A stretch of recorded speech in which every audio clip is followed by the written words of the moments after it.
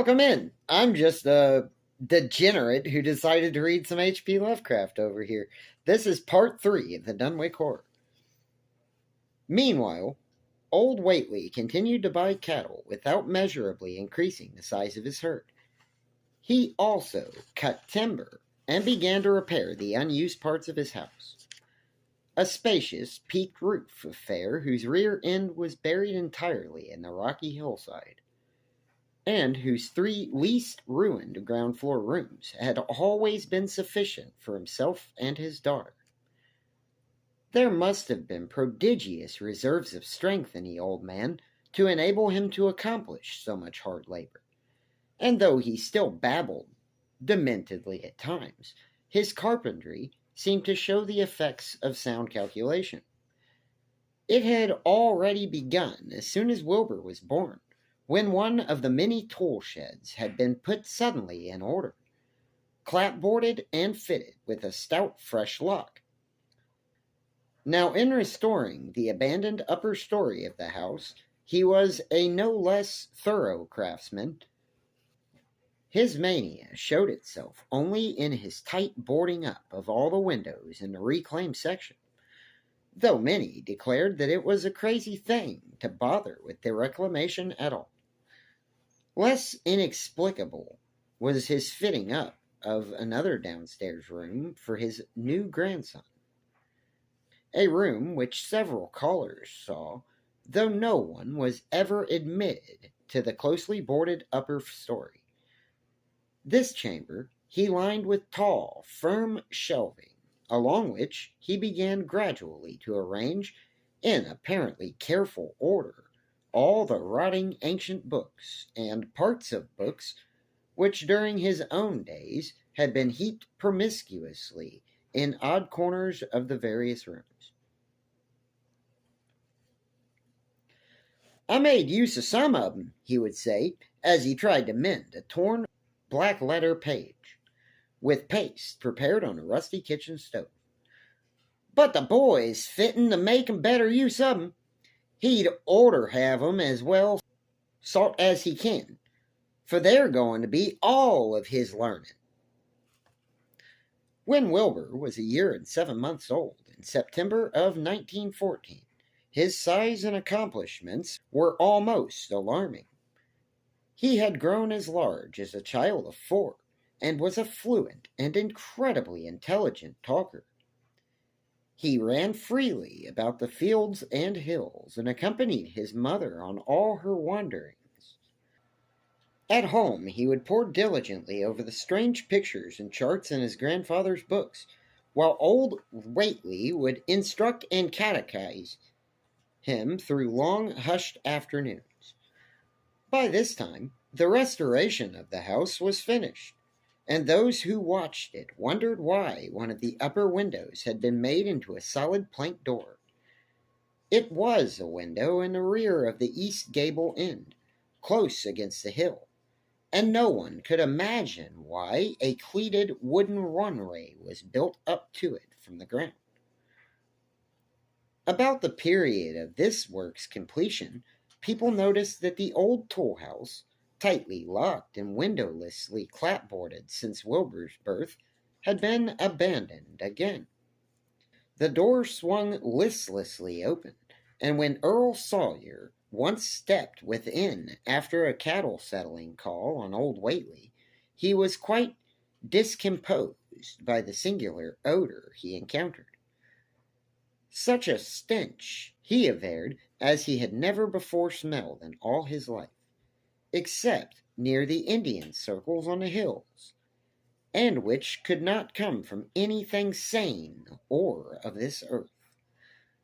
But then, the homes and sheds of Dunwich's folks have never been remarkable for olfactory immaculateness. The following months were void of visible events, save that everyone swore to a slow but steady increase in the mysterious hill noises. On May Eve of 1915, there were tremors which even the Aylesbury people felt, whilst the following Halloween produced an underground rumbling, weirdly synchronized with bursts of flame. Them which Whateley's doin's from the summit of Sentinel Hill. Wilbur was growing up uncannily, so that he looked like a boy of 10 as he entered his 4th year. He read avidly by himself now, but talked much less than formerly.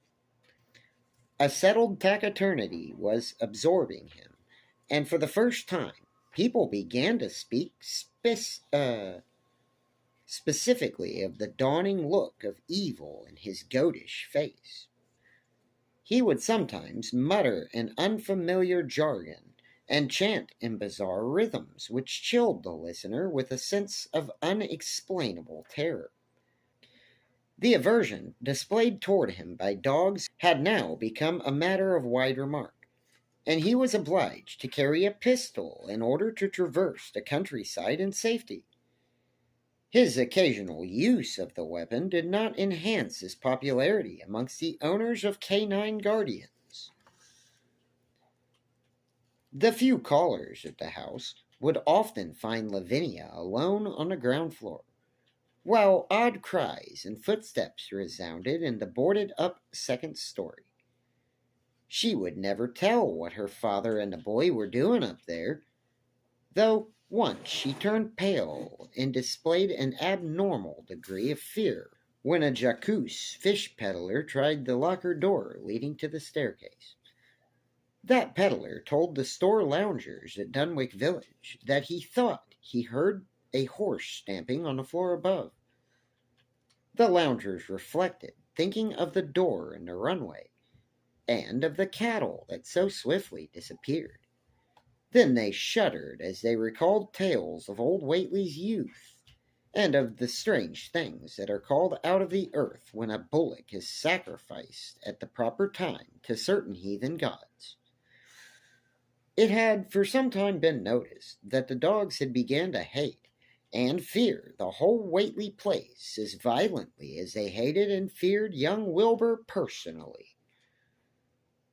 In 1917, the war came, and Squire Sawyer Whateley, as chairman of the local draft board, had hard work finding a quota of young Dunwich men, fit even to be sent to a development camp.